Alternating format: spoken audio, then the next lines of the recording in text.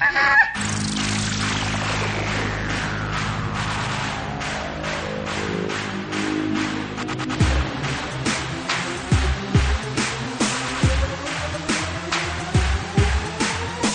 listening to Basically a Sports Show. Follow us on Twitter at Basically Sports. Subscribe to our podcast on iTunes. And download every episode and more at basicallyasportshow.com. Now here's your hosts, Zach, Greg, Mike. And you're listening to Basically a Sports Show. Germany manhandled you? What was the final score? It was 1-0. It wasn't manhandling. It was 1-0. That was a blowout, man. I had heard that that the score was closer than the play indicated. No, I thought it was fine. I thought that was just about what it was. I don't get that. It could be closer than the play indicated. It was 1-0. How much closer could it get? I mean, like they didn't get that Germany controlled more than 1-0. Well, this is all well and good, the World Cup stuff and all that, but I really have a pressing question that needs to be answered before we get into anything else tonight. What? Do you think I sound like Mike Golick?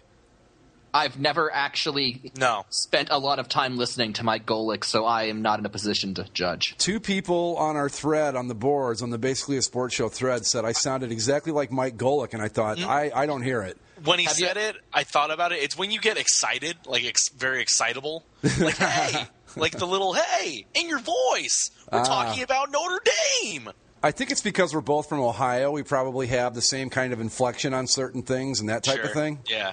So, Zach and I were talking about the NBA draft a little bit ago, Mike, and I figure we should spend some time talking about LeBron James opting out of his contract with the Heat. I don't think he's going to go anywhere. Well, see, this is the discussion I think we should have. Do you think he's going to leave? My gut says he's leaving because the timing of it is the timing of it just feels so weird that he opts out. Okay, this was the year, yes, but for him to choose to opt out right after the Heat get blown out in the NBA Finals says to me that he was going to opt out one way or another, though. The feeling I get isn't necessarily that's true, that maybe if the Heat win, he just doesn't, but... Didn't he wait until the last possible day before he declared his free agency with Cleveland? Yeah, that's the thing, is that I thought we were all going to wait until the 30th, and that all three of them were going to declare free agency at the same time. But LeBron decided to jump the gun for whatever reason. Maybe I think the only reason he would jump the gun that quickly is something tells me that he's going to probably leave. Yeah. And it's not. It's. I don't think it's just because they lost. I think putting that along with some of the things that I've seen Pat Riley say and how he set them, I think LeBron may be looking for somewhere else to be. That, and I think a lot of it has to do with how they lost, and Dwayne Wade specifically.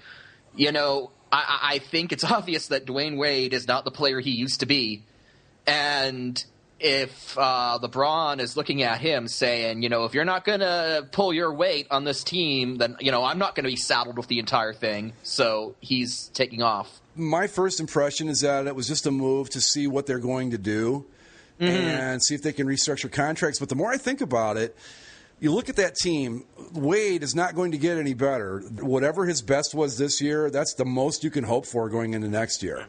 He's older. He's going to be a season older, less reliable from a health viewpoint. So maybe he is going to pack up and go. The question becomes now, where? Honestly, I think it's the Lakers. Well, I'd be fine with that. I'd be okay with that, too.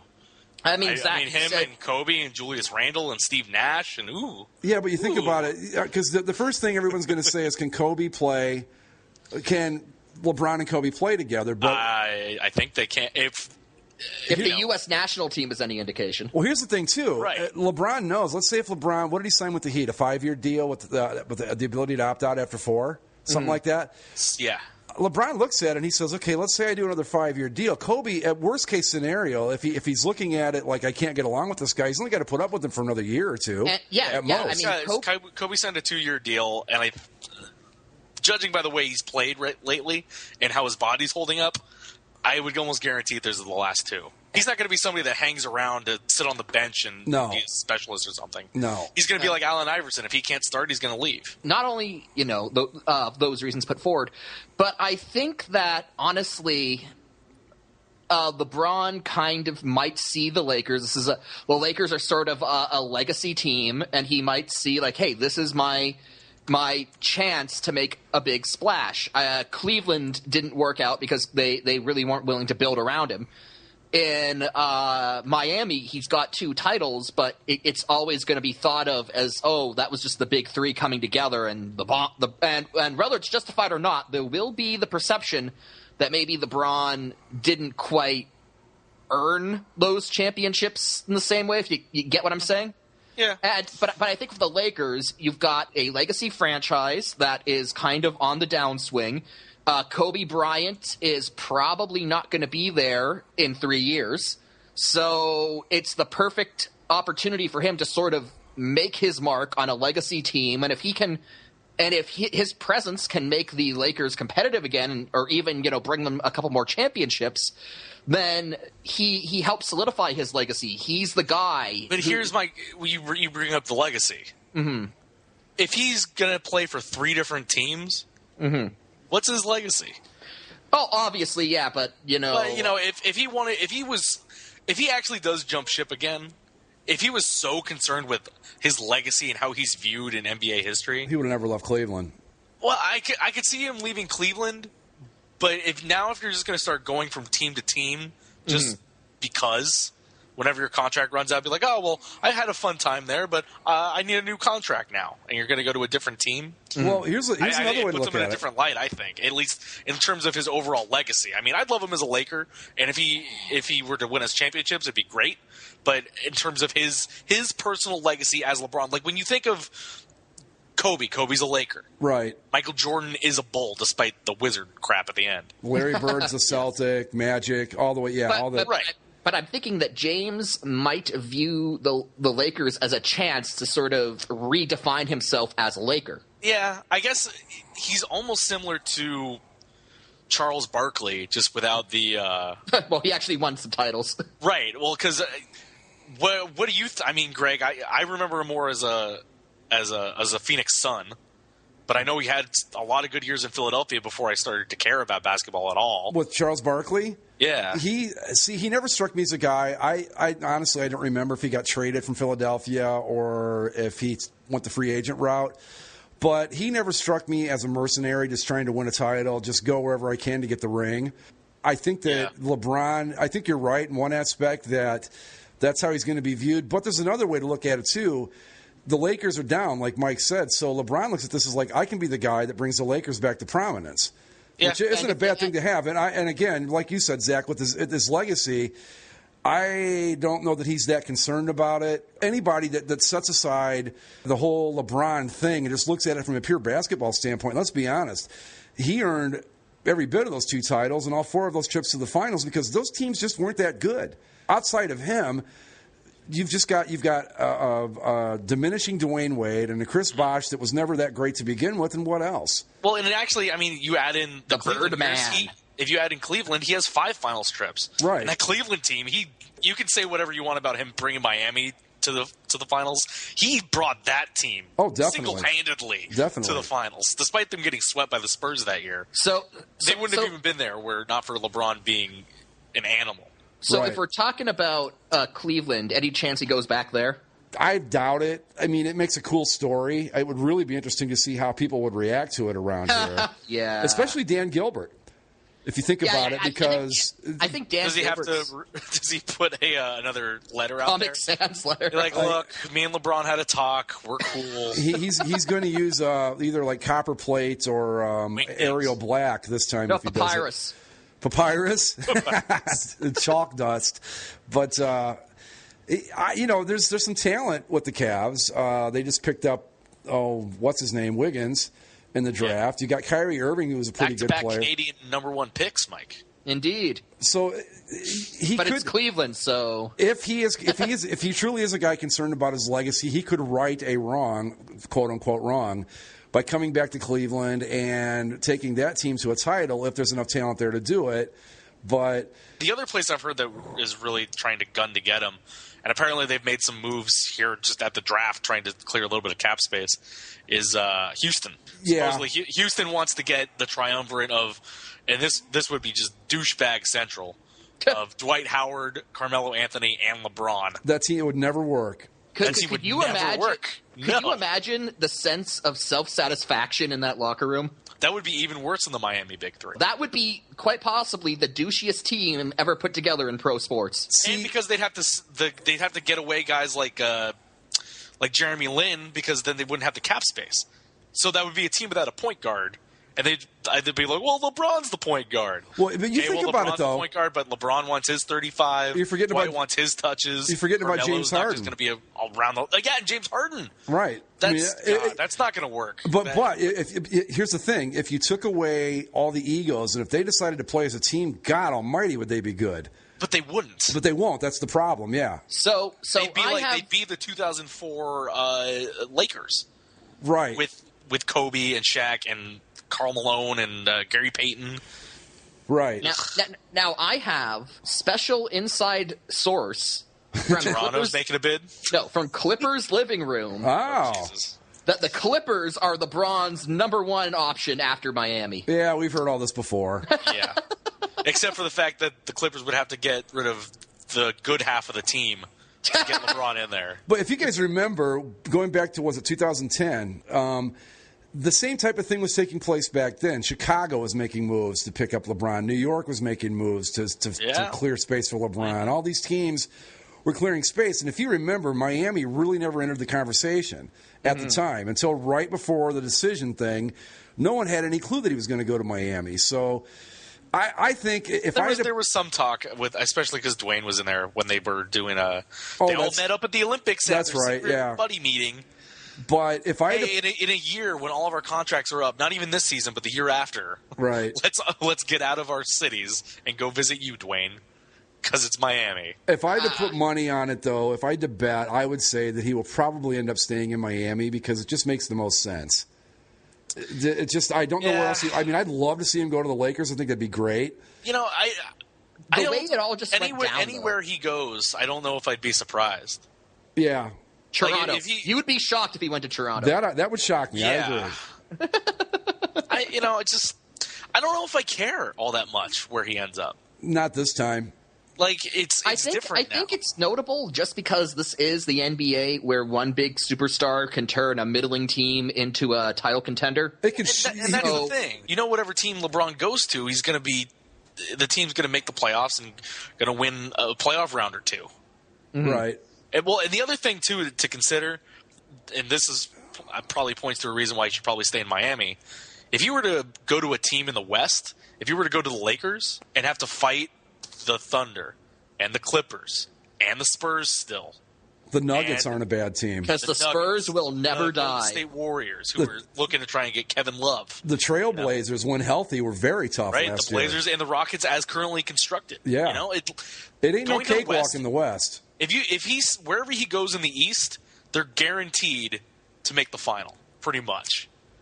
And if he goes to the West, he may not even make it to the conference final. Exactly. So it's all things to consider. But again, if I had to bet, I think he stays in Miami. I know that everybody thinks it would be funny if he went back to Cleveland. I just don't see that as a realistic option, especially when you've got an owner of that team that basically told him to go fuck himself after he left. Why would he come back to that? That owner also fell flat on one of his promises. Yeah, that the Cavs would win a title before we will win a title before the so-called king does. Yeah, well, he's got two with a chance. He had a chance at four, and he got half of them. So, but it would be interesting because the Cavs, even without LeBron, are putting together some nice talent, and he could. See, I don't know though. What do you guys think? If he went back to Cleveland, does that right or wrong, or does that just look entirely ridiculous? It looks ridiculous. I think so too. It looks ridiculous, but at the same time, I want to see it because, no offense, Greg, but the majority of Cleveland sports fans just embarrassed themselves when he left. Yes, they do. They did. So at the on one hand, I'd say LeBron, what the hell are you doing going back to Cleveland? But on the other hand, I'd want him to do it. So all those Cleveland fans who were burning him in effigy 4 years ago are suddenly like, oh, we didn't mean it. That's the thing. When he played here, I tried to – because I liked the guy. It didn't really bother me that much when he went to Miami. I didn't care. And I tried to get more into the Cavs and stuff, but I'm sorry to all my fellow Ohioans and everybody from this area, but you guys are a bunch of jackasses, and I just can't associate with you. I'm sorry, and it's just the way it goes. Greg, I don't think you would disagree with me when saying that the NBA has a winter schedule. During the winter, Miami looks pretty nice. Yeah.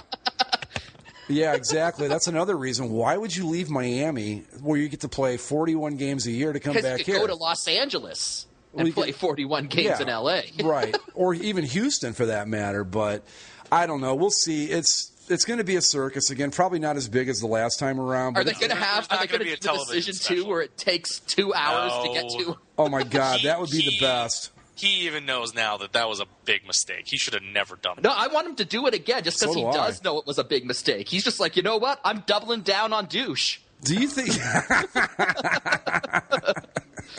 I have a question. That's going to be the title of this episode, Doubling Down on Douche. Go ahead, Zach. My last question with LeBron is, if he does leave Miami, they went 50% in finals. They won 2 of 4. Mm-hmm.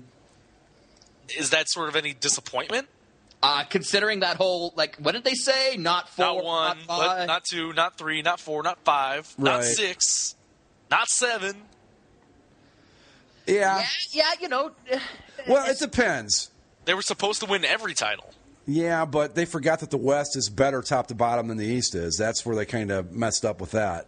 Well, they should have won the Maverick series. But. Yeah, but if you think about it, yeah, they should have won the Maverick series. But on the same but by the same token, the Spurs should have won the series last year too. The Spurs should have won. The Miami only won it because 6. San Antonio kind of dropped the ball. Who did they beat in their first title? Not Oklahoma City. Oh, that's right. Okay. And relatively, a 6? Was that a 5 or 6 game series? I think it went 6. It was 5. Was it? Okay. Maybe it was 6. I don't remember. But I'm just saying that if San Antonio doesn't choke last year, this is potentially a 1 for 4. If Duncan doesn't miss that gimme that he missed, that whole series is a different thing. We'll see. My money's he stays on Miami. What do you guys think? Or stays with Miami? I'm going to go with L.A. I think he goes to the Clippers. No, fuck the Clippers. No. I think he goes to the Lakers. I don't think he stays in Miami, but after that, I really don't know. Because he could go to anywhere that offers up the money. Miami's the most advantageous spot for him to be if he wants to continue to win titles at an easier rate. But, I don't know what LeBron thinks anymore. Come on, MLSE. Open up the wallet. I've heard Cleveland, stay in Miami, the Lakers, Houston, Phoenix, I heard got in there, and the Bulls. That's different than last time. It was most people thought it was either Chicago, New York, or Miami. 3 teams. Okay, fine. You saw that coming. They were getting rid of assets left and right, trying to build up to that. And then, then he picked one of the 3. Okay, great. Or in Cleveland. But there's so many places. I don't know. Let me wrap this. And like I said, I don't know if I don't care as much this time. I was just going to say. Where LeBron goes, I'm not when it was with Cleveland, it's is he going to be loyal? Is he going to stick with the team and try to take a team that's not one of those legacy franchises and make them part of the regular NBA stage? But then he left, and it's okay, well, now we know you're just here for titles and money. You're not here for loyalty or who was loyal? Anything like that. Jordan. I just want to drag the Jordan comparisons up because LeBron fans hate it when you do that. Because we're using the loyalty thing. Did you see the billboard that they put up in yes, in San Antonio? Yes, I did. No. What did it say? Loyalty greater than royalty. Yep. And the O's in each name were Tim Duncan and LeBron James. Their heads. Yeah. Well, like I said, Tim Duncan will be winning titles when he's 70 because he's just a really good fundamental player. I just want to wrap this up with this question to you guys. With the advent of the super teams, and really it kind of began with the Boston Celtics the year that they won it, where Garnett and Ray Allen and all those guys came together. With this NBA climate now, especially after the Miami thing, does it even matter anymore? Do we even care when these guys move? That's my thing. No. I mean, it's just kind of who cares? This is the way it works in the NBA now, and it's one of the reasons that makes it very difficult for me to give a shit about the sport. All we need is one more number one Canadian player in the draft, and then we can start working on a big 3 for Toronto. There you go. Bring them all to Toronto. There you go. So the draft is on my TV. I'm having a hard time understanding this. The Heat just drafted a guy from the D-League? P.J. Hairston, yeah. Texas Legends. I didn't realize you could draft guys from the D-League. I guess he wasn't like a team's property. Do you know how they have the Rule 5 draft in baseball, where you can pick a guy from a different team if the other team hasn't fulfilled all these contractual obligations? Maybe it's something like that. Maybe. Are you telling me that the best they could come up with at pick number 26 was a guy in the D-League? Come on. Got to fill those holes now that LeBron's leaving. Yeah, I got a feeling if LeBron was considering sticking with Miami, he's looking at this going. The little note on it was that the thing with all these picks, they've made a bunch of trades already, but the way the NBA works, the trades aren't official until they can make like a phone call to the league and do it. Unlike the NHL, where you can just trade and you go. Yeah. But here it's like it's proposed. So basically it was like the Hornets told the Heat, hey, we want this guy, draft him, and we'll trade it. Like, okay. That's your NBA talk. You guys got anything else? We just did 23 minutes on the NBA. Did we really? Yeah. And we never once went with who is this guy or we never once just did a. You mentioned who was this guy was drafted at number 13. Yeah, but that's the draft. He's not on a team yet, so. No, true. All right. Well, then let's move on to another topic. A destra, eccolo il cross di testa di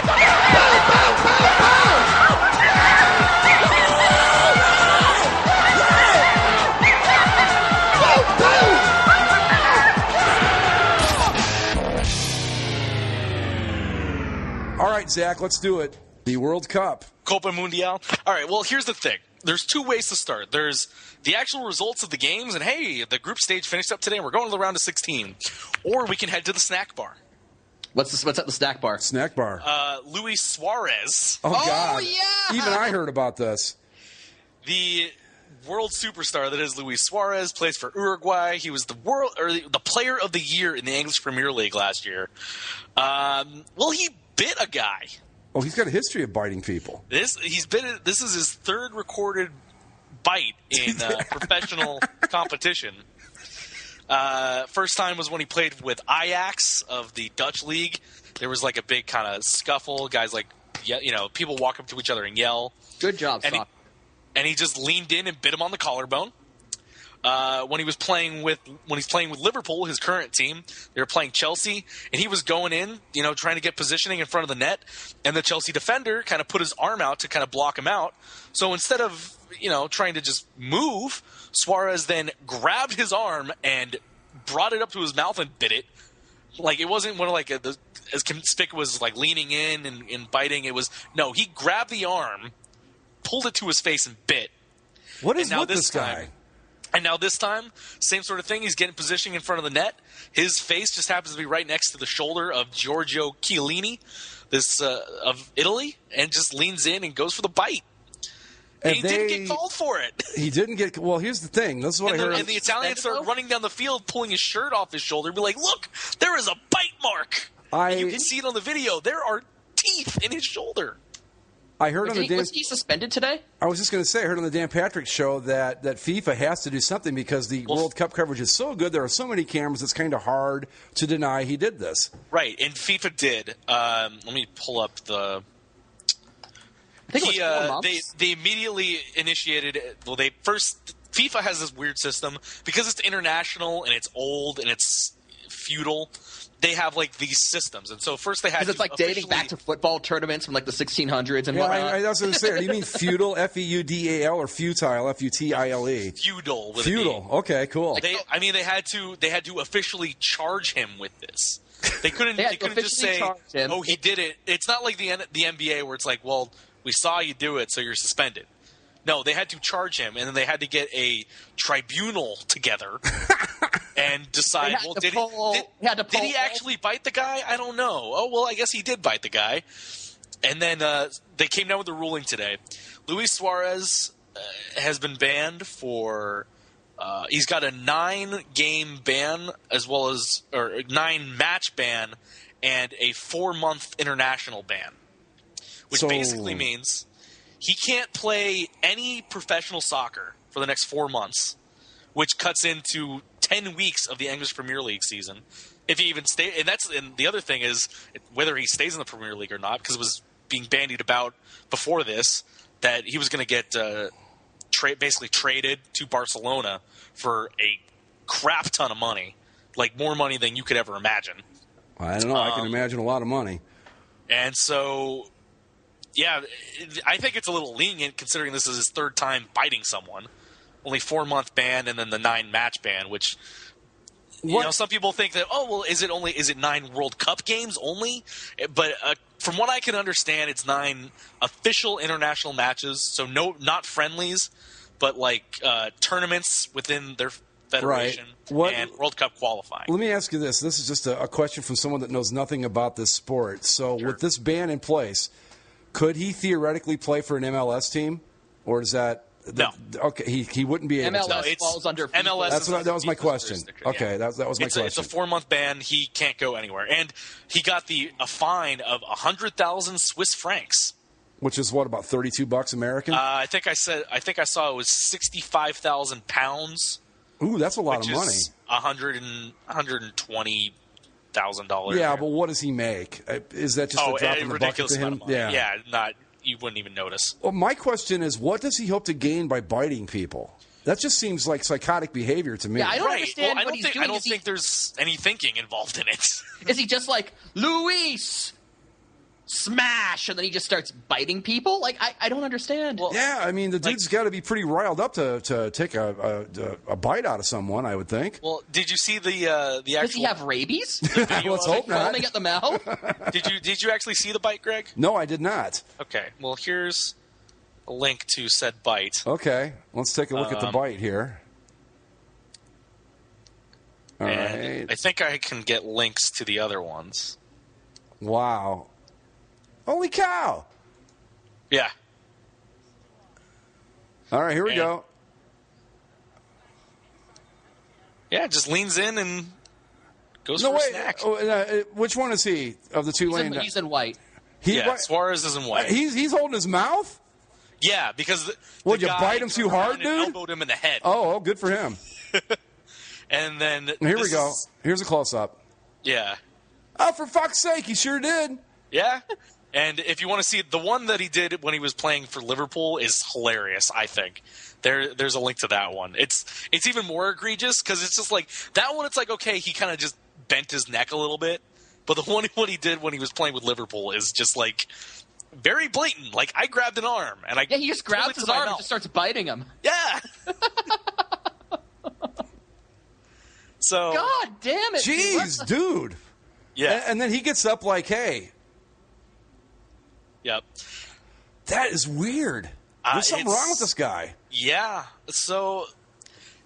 Wow. He's out for the rest of Uruguay's World Cup. You know, if I'd known that this kind of stuff takes place in soccer, I might have gotten into it.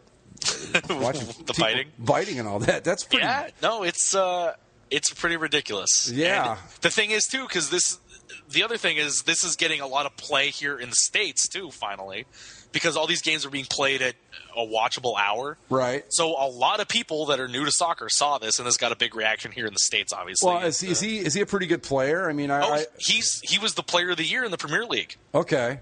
He was the best player in the English Premier League last year. This isn't... And he scored 2 goals against England to knock England out of the World Cup. So this isn't he's a good player. This isn't like a goon in hockey that's just coming out to do some enforcing. No. This guy's this would be like Sidney Crosby coming out and biting someone, basically. More or less. Probably more like Evgeny Malkin coming out and biting somebody. But okay. Yeah. Wow. Yeah. Well, weird sport, this soccer. I don't know. Some strange things. I think Patrick Kane's more likely to bite someone. Yeah, I can see that. I think Patrick Kane's more likely to just throw up on the bench because he drank too much. But, yeah, that was the big story off the pitch. And on the pitch. On the pitch. The United States of America. Yeah, the group stages are over. And the USA, I believe that we will lose to Germany, but Portugal will still beat Ghana, so we'll still advance to the next round. All right, that's not quite as good as I Believe will win, but you got the job done. Can I ask what all of this I Believe that we will win stuff is? That's the chant that the American I thought the do. go-to U.S. national team chant was USA, USA. Yeah, it is. I mean, that's still the go-to chant. It's still USA. But, in soccer, because you try to latch on to things that are traditional to the sport, and around the world, people sing their songs and do their chants. So the Americans have tried different things over the years, and like they do things like they have the Saints are marching in, but they change it to the Yanks are marching in. That seems forced. Right. So some of the songs are forced, or they're a little kind of chinsy, and they're not very catchy. This is easy. You go I, and then I believe that, we, and then everyone gets into it, and I believe that we will win. I believe that we will win. See, I thought this was something that you had made up on your own. I did not realize it was a thing. No, this is a thing. And actually, It didn't really start with the U.S. men's national team. I actually, some people try to point it to some colleges that started it. I did this chant in high school. Wow. And I for soccer or just in general? No, I didn't do it. The fans at our football games did it. And every school we went to, everyone did the same thing. And I think the kid that started it, his brother went to Navy, and they did that chant at Navy. Well, see, here where I live, that kind of a chant would never fly because, first off, no one believes it. So that pretty much renders it useless here. We will win. And everybody be chanting back, no, we don't. Optimism. Yeah, there's no optimism here. So that chant, that's why we've never heard of it here. So Zach is at ground zero of this chant. Sounds like it. Well, I mean, I'm not at ground zero. It's something that I think has kind of come up with my generation, I guess. And slowly but surely, those people have grown up and they become big soccer fans, and they go into the supporter group and they make it. So. See, I'm not all that much older than you, and I've never heard of this. But this is an American thing, Mike. Okay, fair enough. Plus, you got the Maple Leafs, kind of the same thing with Cleveland. You're not going to believe it anyway. I believe that we will not make the playoffs. Go Leafs, go! That's inventive. I don't know. It's just that's the thing. I know. Well, see, that's the thing is American sports. We just don't do that sort of stuff. So when we get an interesting chant, people are like, "Why are you doing that?" I've always noticed in hockey, and there are a few cases where it's not 100%, but I've noticed that more often than not, an American hockey team's chant will be "Let's go team name," right? Whereas in Canada, it's "Go team name go." Right. And I mean, the Kings do "Go Kings Go," but yeah. Oh, yeah, screw them. I'm trying to throw a little international flair in there. The LA Kings fans, being the sophisticated bunch that they are. But the U.S. after what was a just devastating tie against Portugal last Sunday. Yeah, how the hell did you guys tie a dilapidated Portuguese team? Well, we went down. Portugal scored in the first 5 minutes, and so I was like, "Oh no, we're gonna have a letdown game now." But they kept with it. They fought, and they went up, and they fought and clawed, and it was great. But the problem was, the way the game was going, there was a lot of flopping going on, and I knew there was going to be a lot of time added on to the end of the game. And the maximum you can add on is 5 minutes. So lo and behold, they added 5 minutes onto the game. And then with 10 seconds left, we give the ball away in midfield, stupid Michael Bradley. Cristiano Ronaldo, best player in the world, unguarded down the right side, just makes a nice little cross and gets one of the Portugal guys. Somehow one of the U.S. defenders didn't realize there was a guy behind him, and he headed the ball in, and they tied the game. That was, did I read correctly, or am I remembering correctly that was the latest goal ever scored in World Cup play? Or in group play, yes. Group play, okay. Right. Because now that we're out of group play, and now that there's no more ties, they do 2 overtime sessions, and then penalty kicks. How long are the overtime sessions? Are they 45 minutes? 15 minutes. Oh, okay. Yeah. I was going to say, that get pretty long. Right, and it used to be sudden death, but I think it was the last World Cup they took out the gold. They call it the golden goal, and so it's no longer sudden death. So they played 2 full 15-minute overtime sessions.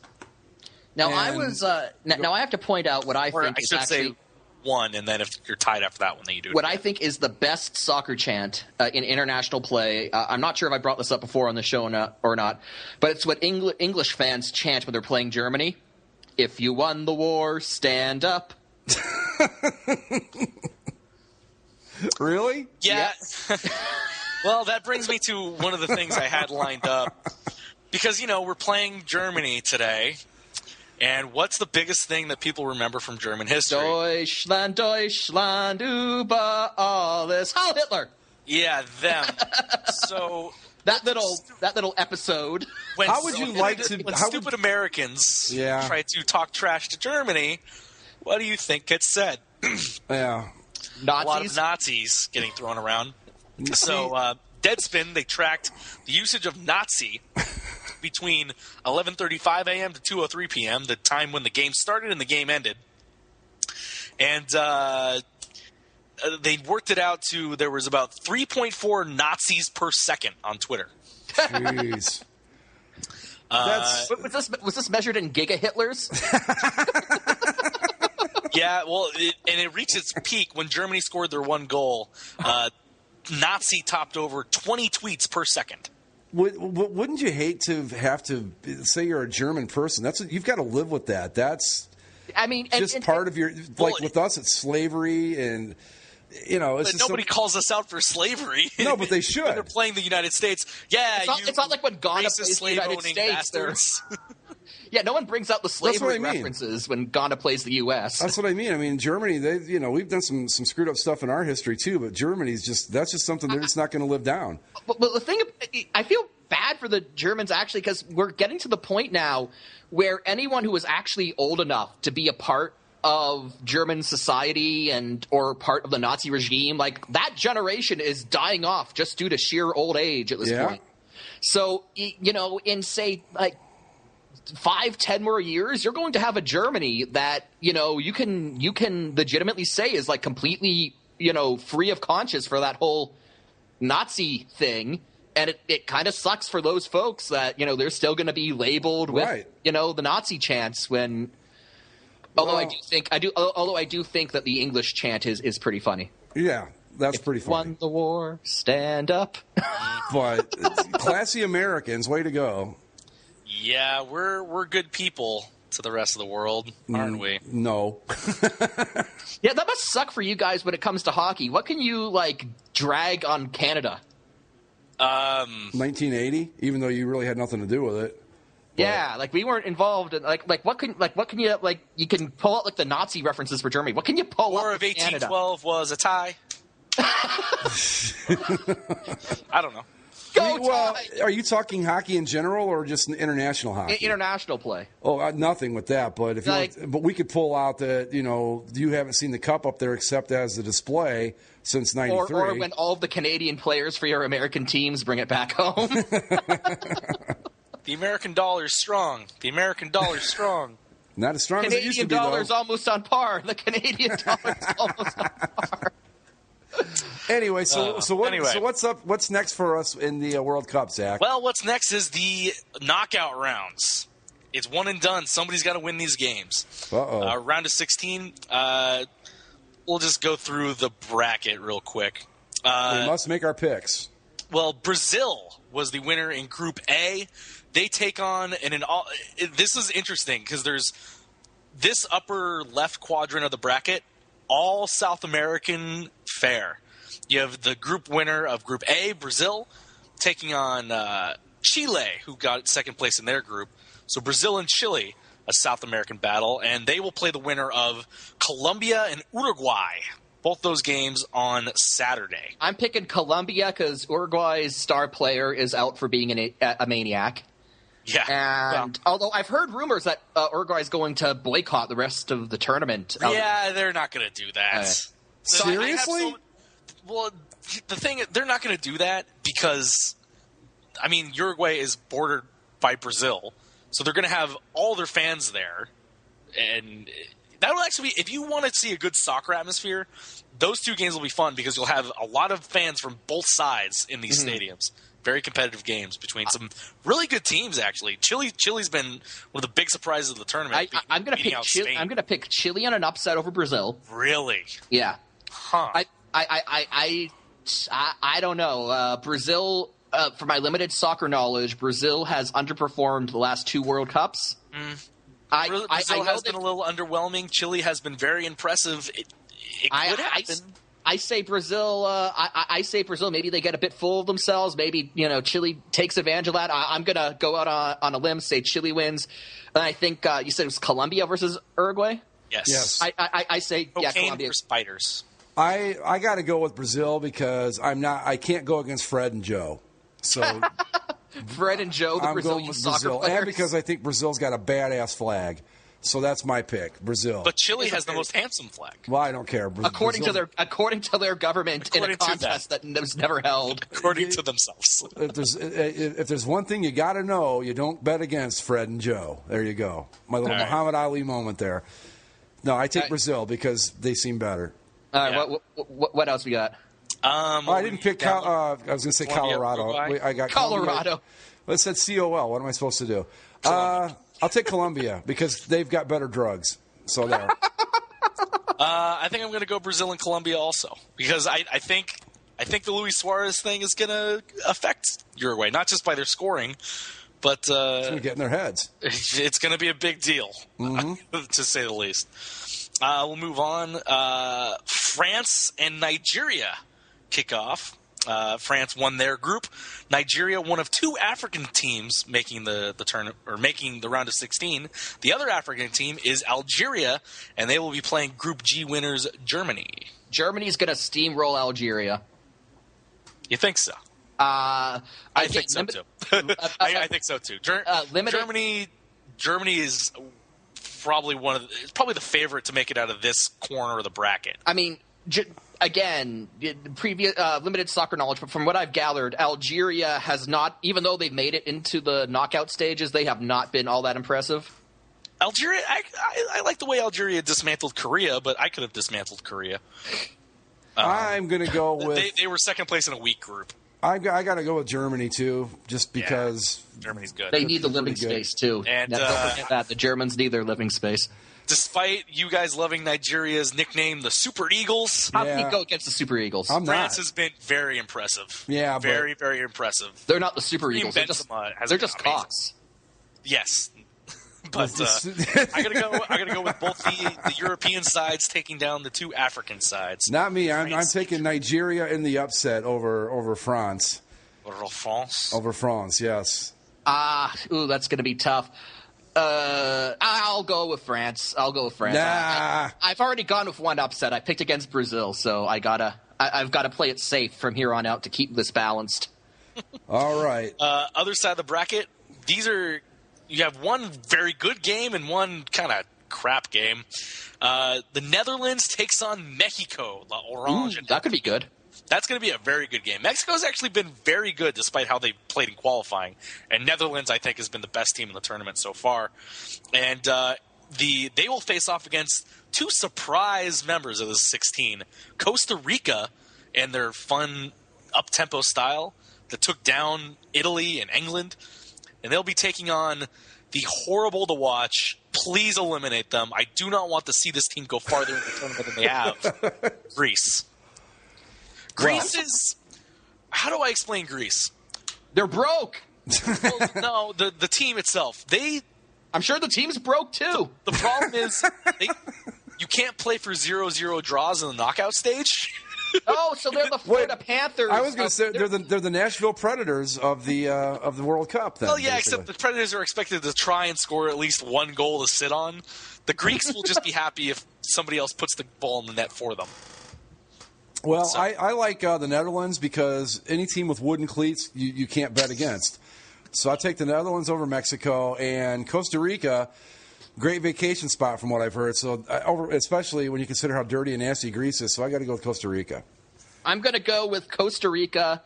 Like you said, Zach, very high tempo game. I think that means they kind of just walk all over Greece, not giving a crap. Greece is so awful. I hate watching. And then they're so terrible. And then I think between Netherlands and Mexico, wooden shoes. I got to go with the Netherlands. There you go. With both England and Australia out, and the Netherlands, they're who I'm pulling for now. And also, they just dismantled the previous champion, one of the favorites, Spain. So, as impressive as Mexico's been, I can't really vote against the Netherlands until they give me a reason to. Mm-hmm. I got to go Netherlands too, if mostly just because I mean they've been great, and I hate the Mexican national team because they're the U.S.'s rivals. El Tricolor. Yeah. Okay. And Costa the Rica, Mexican coach said some pretty stupid stuff a while back too, didn't he? Yeah, because there's a thing in the Mexican leagues. Whenever the goalie is kicking a goal kick, as soon as he kicks the goal kick, they say a gay slur. That's right, yeah. In Spanish. But he's just like, well, it's a tradition that's been borrowed over by the Mexican leagues, and now it's something they put on the Mexican national team. Right. He didn't decry it. It was just like, well, it's tradition. Well, okay. I bet he's a Redskins fan. And, of course, I just told you how much I hate the Greek soccer team, so Costa Rica. Yeah. What if Mexico ends up playing Greece? Go Mexico, I guess. Just because it'd be good for CONCACAF to have Mexico in the semifinals, I guess. I don't know. Then the last two matchups, you have the best player in the world, and he's shown it in the first couple games. He scored some great goals. Lionel Messi and Argentina play a very overrated Switzerland team. Oh, no, they're number 8 in the world. They're number 8 in the world, and they also got dump trucked by France. Yeah. Switzerland, highly overrated. Then the last game, born on the 1st of July, this game will be played. 3 days before our Independence Day, the Americans. It'll be on Canada Day, Lo. Hey, that's good enough. Fight those chocolate-making, waffle, bacon Belgians. I'm going to pick Argentina to beat Switzerland. And USA, Belgium. I'm going to pick USA because I just haven't heard much about Belgium, and I don't know much about them. But I've heard the U.S. has, despite not having the best record in the group stages, they've proven that they are a competent bunch, and I'll take competent over I've never heard a Belgium team. So I like Argentina because they just seem like they would be better at soccer than Switzerland would be. And I will take the USA because I'm an American, and I just don't have a choice. Do you believe that they will win? Why not? That's the best Ohio optimism I can give you there. Why not?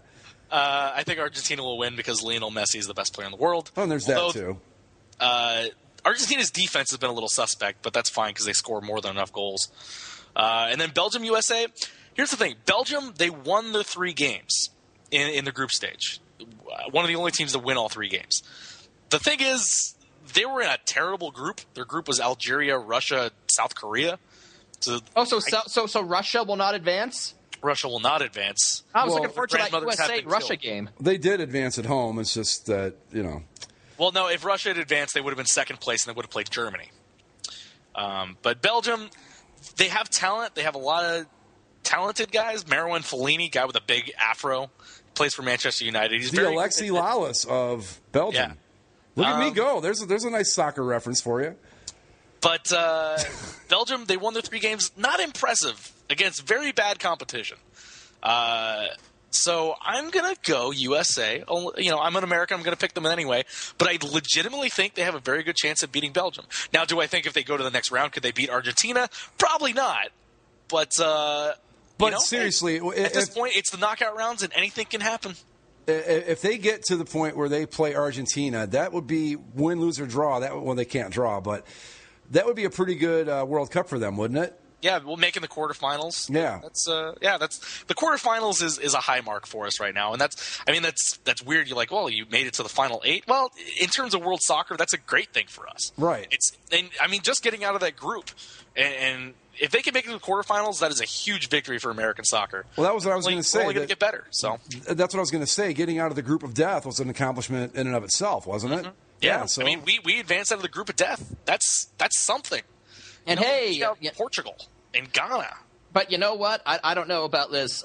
Looking back on USA Belgium, because Belgium, the head of state of Belgium is actually King Philippe of Belgium. Philippe. They have a king? Yes, Belgium has a king. Belgium is a monarchy. Well, you know what happened the last time we fought against somebody that had a king? That's right. Okay. We won our independence. Damn it.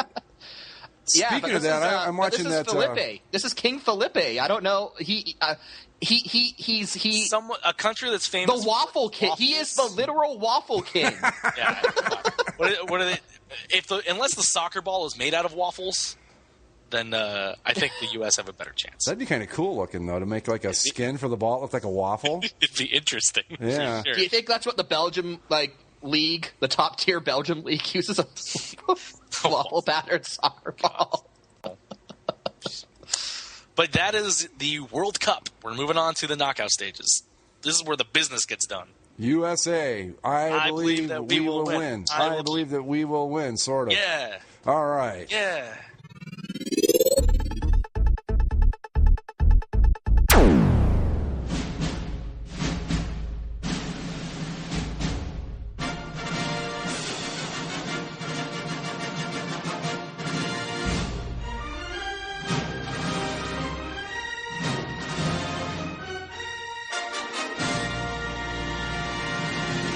Ladies and gentlemen, Zach's Tabs. Zach's Tabs! All right, well, we're going to keep with the overseas theme, and we're going to head to Sweden, where next season, Sweden's Karuna IF will wear rainbow-colored jerseys to support the LGBTQ community. And here is a link to the jersey. Let's take a look at this bad boy. Rainbow. That's not bad. I mean, that as far as a rainbow patterned sweater goes, that's not bad because the stripes are thick enough that it doesn't seem as eye scorching as it could. Right. It's again, I don't know if I'd want it to be their primary look, but for what they're going for, I think it works very well. Yep. Yeah, they're going to wear. They're in Sweden's third tier of hockey. So this is Swedish minor league hockey, essentially. Yeah, and the tweet that's there in Swedish, I'm not going to read it in Swedish. Oh, come on, Zach. Fine. Vi ser fram emot att bara Official matchtroja. Vi ser fram emot att bara acceptansens fager. Which means official shirt 14-15. We're looking forward to wearing the colors of acceptance. See, he can't speak it, but he translates it flawlessly. Yes. Let's stay with hockey and Swedes. We can go to the Detroit Red Wings. A girl in Michigan on Twitter the other day, she was just being a little white girl on Twitter, doing her teenage thing. So Kaylee G, a.k.a. @BlondeBarbie103, oh boy, tweeted out, #future goals, marry a @Detroit Red Wings player, and then a couple emojis with the face with the hearts in it, and then a lipstick kiss, #PuckBunny. Wait, what was her name again? Kaylee G. No, her @BlondeBarbie103. Yeah. Not much chance of her going to Harvard this fall, is there? So since the Red Wings were mentioned in the thing with their official handle @Detroit Red Wings, the Red Wings responded to @BlondeBarbie103, Kaylee, please aspire to greater things than this. Good for the Red Wings. Can we all agree that this one time the Red Wings did something right? Yeah, sure. Well, reluctantly you guys agree, but okay. I'm not happy about it.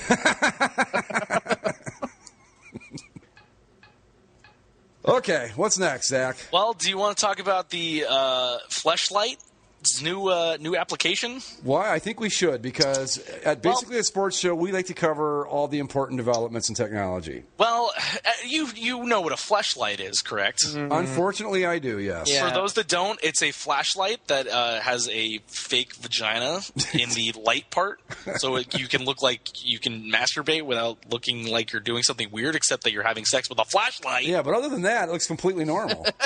Well, the makers of Fleshlight, they realized, flashlights are kind of behind the times. Who uses their flashlight? Everyone uses their phones and their iPads. So they made a new iPad case for your Fleshlight. Oh, my. Tell me you've got a link to a picture of this thing. There's a link to a commercial for it. Oh, even better. You can watch the full 45 seconds. They bought airtime to add. I don't know if there's airtime, but they made it for the internet at least. Oh, okay. You don't have to watch the full preamble where you watch some girl getting gifts on an iPad FaceTime. Just skip to about 20 seconds, and then the real fun kicks in. I think I know what's going to open the show this week. Okay, mine's not loading here for some reason. But anyway, hold on a minute. I will copy it and try a different browser and see if that helps. Well, this is good stuff.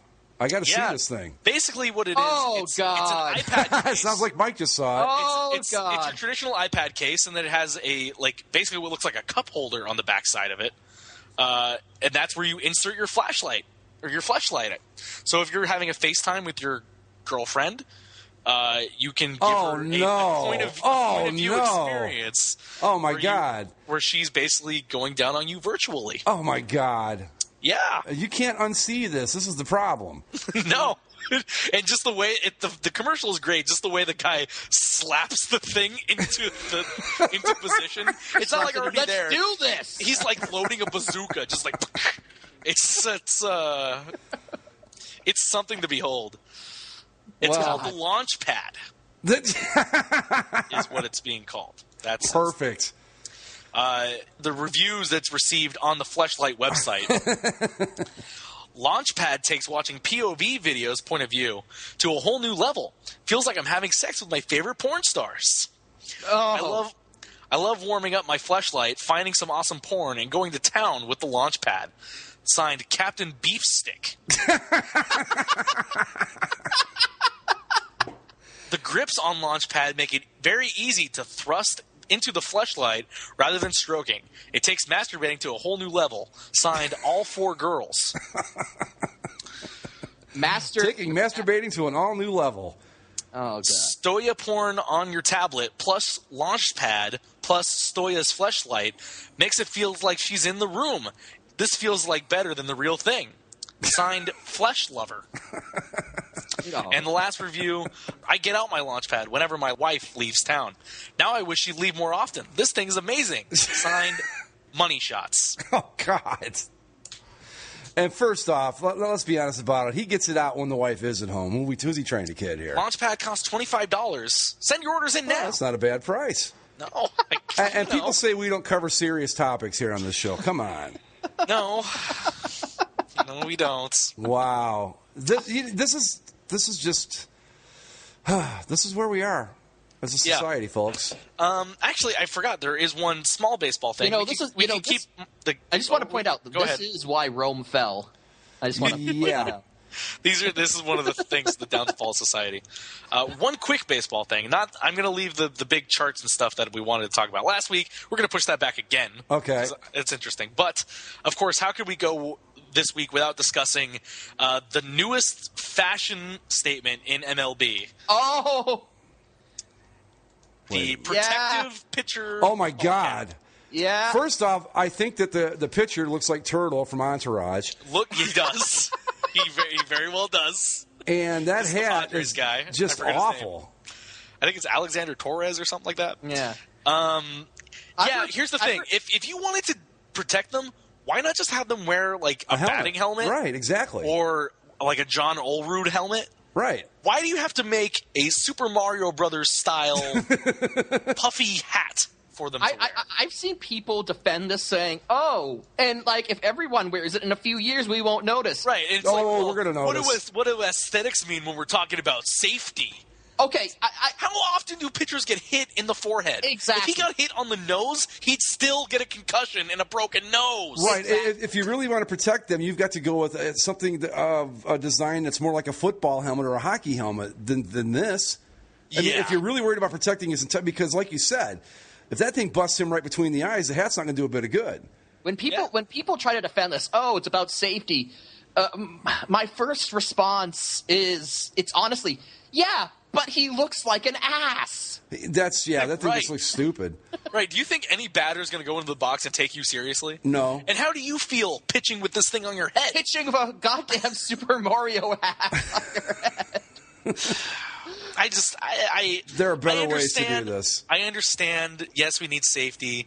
Yeah, it sucks when these pitchers get hit in the head, but I guess it happens at least once per season.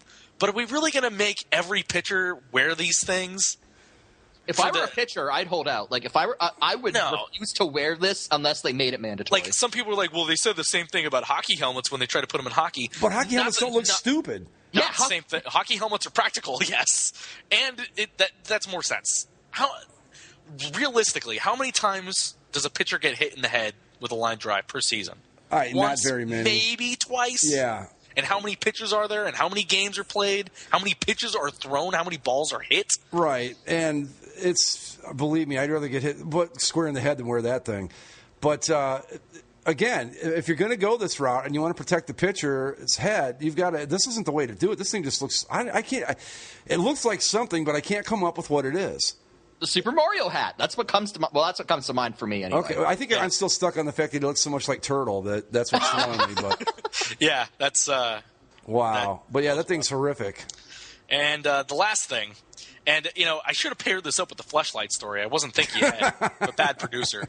ESPN the magazine released their list of the athletes that will be in their body issue this year. If the body issue had come out, say, 15 years ago, there would be a market for it. But in the current day and age where you can get porn very easily, I just don't. I don't see the point of this. Athletes in tasteful nude photos. I mean, they're naked, but you don't see like full frontal or anything like that. When we were previewing this before we started this segment, I heard some of the names, and I don't want to see them. I don't want to see Prince Fielder naked. Okay, I don't. No. Some of these guys are athletic, though. Michael Phelps. Michael Phelps is a butterface. Well, and here's the thing. Just going to throw that out. And here's the thing with Michael Phelps. Since he's a swimmer and all he wears is a tiny Speedo, seeing Michael Phelps pictures in this magazine is not going to be different than seeing any Michael Phelps picture you've seen over the last 12 years he's been in I just want to know where they thought that putting Prince Fielder in this was a good idea. To show that not all athletes are the same body type. Well, we can tell that without having to see them naked. Trust me. Well, anyway, here's the list. Michael Phelps, Prince Fielder, Marshawn Lynch, Serge Ibaka, Jamie Anderson, gold medal winning snowboarder and apparent childhood friend of Buck fan. If you remember that during the Olympics, yeah. Oh, that's cool. Yeah. All right, good for Buck him. fan single-handedly educated me on the U.S. snowboarding scene just from his posts. Yeah. Let's see. Aja Evans, Olympic bronze medal bobsledder. Larry Fitzgerald, you know who he is. Yes. Omar Gonzalez, he plays for the U.S. men's national team and L.A. Galaxy soccer. Coco Ho, who's a surfer. Bernard Hopkins, the boxer. Ginger Huber, who's a cliff diver. Hillary Knight, women's Olympic hockey player. And a very beautiful girl. Call me Hillary. Didn't Manny Rion do did she do a play-by spread, or am I remembering that wrong? Yes. She did. That's what I thought. But no Amanda Kessel. No Amanda Kessel. I like Hillary. Hillary's cuter in the face than Amanda, but Amanda has more goods. But you do know that if you got Amanda Kessel, then you'd probably see Phil peeking around the corner in the back of the photo shoot. We'll move on. Angel, who's a WNBA player. Who? Travis Pastrana and Lynn Z, X-Games stars, husband and wife. Amy Purdy, 2014 Paralympic bronze medalist. Megan Rapinoe. Oh, that's kind of cool that they're gonna throw a Paralympian in there. They usually do. They do that once a year. Cool. It's somebody usually missing a limb. Jimmy Spithill, America Cup, the sailing winning yacht guy. Really? Yeah. I mean, at that point, why not just get some guy that we've never heard of? Well, they already did. Why not just get a guy who bass fishes on the weekend? Can't forget these two stars, Nigel Sylvester of BMX and Danielle Wolf, who's a boxer. Well, now my brother would take issue with the BMX thing because he used to do that, and in his world, that's some important stuff. Yeah. Of course, he's also a Kansas City Royals fan, so that probably explains a lot. First place Kansas City Royals. That's true. Predicted by yours truly. It's also not even the All-Star break. This is true, too. Speaking of which, I think that on next week's show, we should put together the official Basically a Sports Show All-Star ballot. All-Star ballots? Yeah, who we're going to vote for. I just always vote for all the Blue Jays. See, that drives me nuts when people do that. I take my vote for the All-Star game, which I cast one. I take it very seriously. You cast only one? Only one, and I take it very seriously. Do you do the paper ballot, or do you do it online? I do it online now, but I used to use the paper ballot. See, here's the thing. Now that you can vote up to 25 times, which is bullshit, online, why do we still pass around? I mean, I guess you pass around the paper ones for the nostalgia. Yeah, I guess there's something to do with the game. If I had regular acts, if I was living in Toronto, would you fill out the paper one and mail it? No, you drop them off. There's a box. No, they have them they have them at like the games. Yeah, so if I was living in Toronto and I was going to Blue Jays games regularly, I'd fill out a paper ballot over going online. I don't know. Yeah, if given the option, I'd rather do it with the paper ballot. But I like the idiot that I am, I take my vote very seriously, and I vote one time, and I do it the right way. Do you vote for who you feel is the overall better player, or do you vote for who's ever hot around the All-Star break? I vote for who I think is the better player. But if we want to do this next week, we can discuss it in a little more detail. But yeah, sure. But yeah, so vote once. Don't vote for just the guys in your team, and take your vote how I right want, Greg, as an all-star voter seriously, because it's a privilege. It's a privilege. Something like that. And we're voting, and our votes will decide who gets home field advantage in World Series, because there's nothing ridiculous about that. Yeah, nothing silly about that. But anyway, is that it for the tabs, Zach? That is it for the tabs. Well, there you go. A nice, tidy, quick, and to the point, basically a sports show. So yeah, if you guys like the short and sweet ones, it's the summer. We're going to get a lot of those. Yeah, you're going to get a lot of these. Next week will probably be especially now that I'm trying to get you two really into the World Cup, but that's seeming like a failing thing. I'm kind of getting into the spirit of things. Aren't we doing better than you thought, though? Yeah, I'll give you a little credit. You're doing better than I thought. But Greg, here's my homework for you. Okay. On Tuesday. All right. When the U.S. plays Belgium. Okay. Watch the whole game. Oh. Watch the full game. Well, I was going to say I have to work Tuesday, but damn it if I don't. We're off all next week. I will try. I tell you what, I will watch as much of it as I can. How's that? Fair enough? Well, you're going to turn it on right before the game. You're going to see the whole stadium of 20,000 American fans. The American fans that have flown down to Brazil, by the way, have been outstanding. Good job on you guys. And you can hear them sing the anthem with pride. You can chant, "I believe we will win," because, damn it, we will win. Well, we might. Coming for you, you waffle bakers. You and your stupid waffle ball. Monkeys, all of you. What? Waffle monkeys? Waffle monkeys. All right. And with that, be sure to follow us on Twitter at Basically Sports. Go to the website, basicallyasportshow.com. If you would like to comment on anything said on the show, you can also send us an email at basicallyasportshow@gmail.com. You can listen to us on Spreaker, iTunes, Stitcher, YouTube, and, of course, the website. And, Mike, real quick, what do we got coming up on bags number 21? Bad movie Public Defender. Jack's going to try to defend Speed Racer. Excellent. That was my suggestion. Ooh, Speed Racer. Indeed it was. I strangely liked that movie. So did I. I thought it was not great. I mean, don't get me wrong, but it was entertaining. Very entertaining. See, here's some behind the scenes for Bags info. I actually kind of like Speed Racer, but it's going to be my job as the prosecution to rip it a new one. Well, yeah, and it easily could be done. The technology I thought was excellent in it, but anyway. I could actually go on a pretty long rant about why I actually kind of like that movie, but I won't. So that's what we got coming up on Basically a Geek Show, and with that, we are going to call it a night because I got to get out of here. So get out of here. See you later. Bye. See ya. I believe that we will win.